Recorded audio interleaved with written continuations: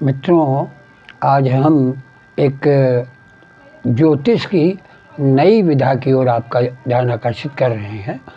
आपने तमाम ज्योतिष की विधाएं देखी होगी, केपी ज्योतिष, वैदिक ज्योतिष, न्यूमरोलॉजी और हस्ताक्षर ज्योतिष, नाना प्रकार की ज्योतिषें आ गई हैं। तो उन्हीं में खोज करके हमने एक पंचविधात्मक महेश्वर ज्योतिष का विचार करके आपको बताने का निर्णय लिया है।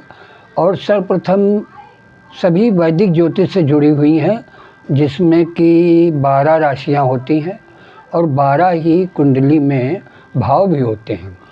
और इन 12 भावों में जो 9 ग्रह कहे गए हैं, उन 9 ग्रहों में 27 नक्षत्र जुड़े होते हैं। तो मित्रों, अगर हम 9 ग्रह से या 12 भाव से गणना करते हैं तो संपूर्ण विश्व ब्रह्मांड के जीव इसी में निहित हैं। लेकिन अगर हम 27 को जोड़ लेते हैं तो 27 और 9 36 हो गए। और उसके बाद अगर हम उन 27 नक्षत्रों के चरणों की बात करते हैं तो वो हो जाते हैं 108। इसी प्रकार से हमारी माला में भी 108 अक्षर ही दिए हुए हैं।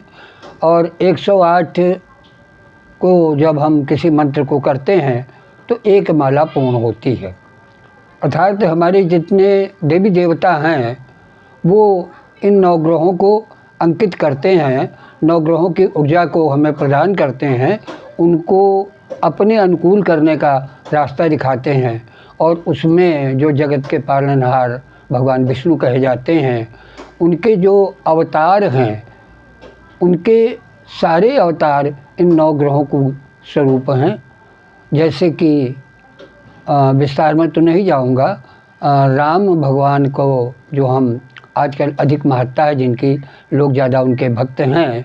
और गोस्वामी तुलसीदास जी ने भी कहा है कि रामचरितमानस सभी वेदों का सार है। तो राम सूर्यवंशी थे। राम की उपासना पूजा हमारे भगवान सूर्य की कृपा प्राप्त कराती है।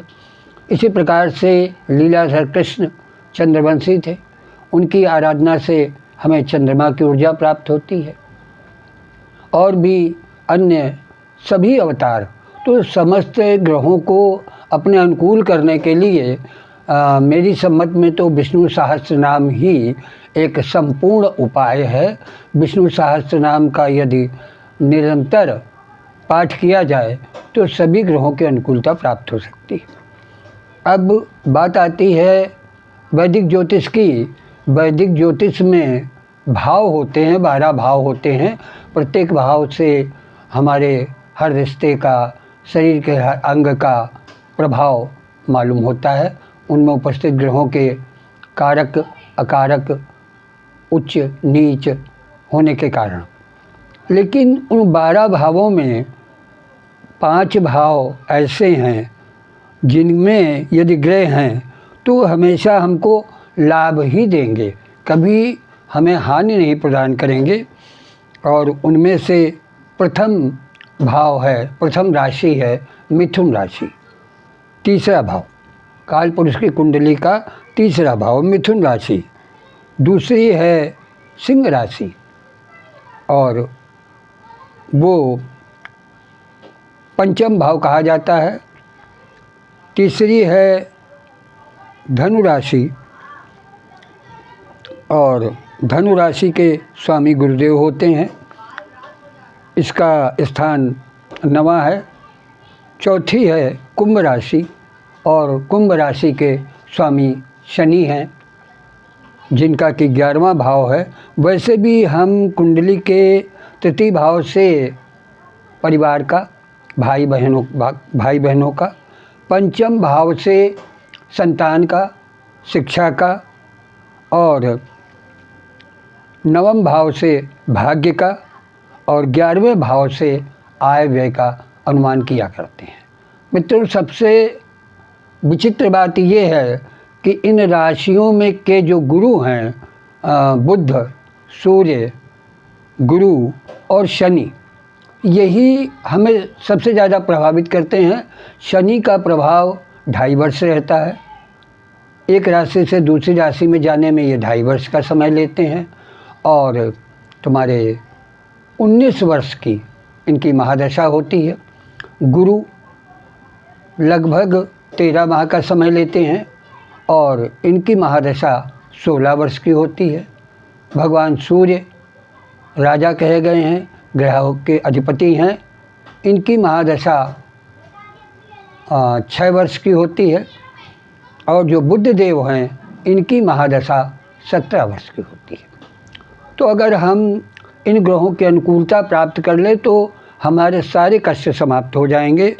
मिथुन की अनुकूलता, बुध की अनुकूलता प्राप्त करने के लिए एक छोटा सा मंत्र है, ओम गं गणपतये नमः। भगवान गणपति बुध के प्रतिनिधि हैं, बुध के देवता हैं। सूर्य प्रातःकाल निरंतर निकलते हैं और हमें अनुशासन की एक प्रेरणा देते हैं कि अगर हम अनुशासित रहेंगे तो हमें कभी कष्ट नहीं होगा। और कहा भी गया है, आदित्य से नमस्कारम ये कुर्वन्तु दिने दिने जन्मांतर सहस्रेषु दारिद्र्योप न जायते। भगवान गुरु जो धनुराशि के स्वामी हैं, उनकी आराधना के लिए भी हमें शास्त्रों में प्रथम ही बताया गया है, गुरु ब्रह्मा गुरु विष्णु गुरुदेवो महेश्वरा गुरु साक्षात परब्रह्म तस्मै श्री गुरुवे नमः। और हमारे भगवान राम जो सूर्यवंश के हैं, सूर्य का प्रतिनिधित्व करते हैं, उनके लिए भी गोस्वामी तुलसीदास जी ने लिखा है कि प्रातः काल उठकर रघुनाथा और मातु पिता गुरु नाम ही माता। अर्थात माता हमारी प्रथम गुरु है, पिता सामाजिक गुरु हैं, समाज की प्रशिक्षा देते हैं, और जो गुरु हैं वो हमें ज्ञान देते हैं।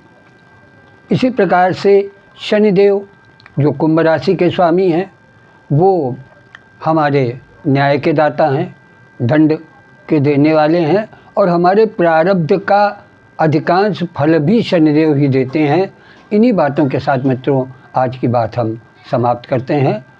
कल हम बात करेंगे कुछ द्वितीय भाव की, अंकों की और हस्ताक्षर की, जो हस्ताक्षर बदल सकते हैं, आपके भाग्य को, आपके धन लाभ को प्राप्त करा सकते हैं। तो अब हम नमस्कार करते हैं 2025 को, जो अंग्रेजी वर्ष है। यद्यपि हमारा वर्ष आएगा जब माता का आगमन होगा, चैत्र के नवरात्र होंगे, परंतु नवीन वर्ष अंग्रेजी 2026 में प्रवेश करने के लिए आप सबको शुभकामनाएं हैं। और मित्रों एक बात और मैं बता रहा हूं, अंक ज्योतिष के विषय में हमारे जो 1 से लेकर के 9 की संख्याएं हैं, 9 से परिपूर्ण होती हैं, उनमें से प्रथम संख्या का स्वामी सूर्य, द्वितीय का चंद्रमा और तृतीय के देवगुरु बृहस्पति, चतुर्थ का राहु, पंचम का बुध, षष्ठम का आपके भगवान शुक्रदेव और सप्तम का केतु, अष्टम का शनि और नवम के मंगल देवता होते हैं।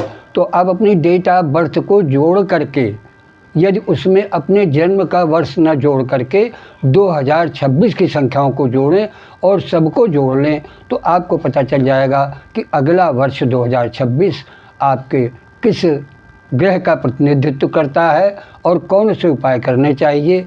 इनके साथ जय श्री राम, राधे राधे, ओम गुरुवे नमः।